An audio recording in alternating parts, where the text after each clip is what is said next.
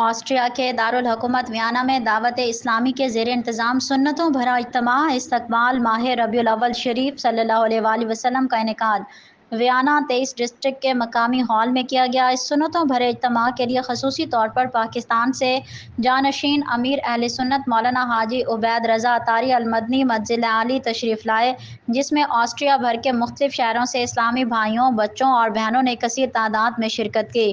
اجتماع کا آغاز ارشد اطاری کی تلاوت قرآن پاک سے ہوا۔ نعت رسول مقبول صلی اللہ علیہ وآلہ وسلم کی سعادت یورپ کے معروف نعت خواں غلام مصطفیٰ نعیمی نعت شریف شہریار خان، جبکہ جانشین امیر اہل سنت مولانا حاجی عبید رضا اطاری المدنی مجلس عالی نے سنتوں بھرا بیان کرتے ہوئے عاشقان رسول کی دینی و اخلاقی اعتبار سے تربیت کی اور سیرت النبی صلی اللہ علیہ وآلہ وسلم کے عام پہلوؤں پر روشنی ڈالی۔ سنتوں بھرے اجتماع کے آخر میں صلاۃ السلام کا نذرانہ سب نے مل کر پیش کیا اور جانشین امیر اہل سنت مولانا حاجی عبید رضا اطاری المدنی مجلس عالی نے خصوصی دعا کروائی۔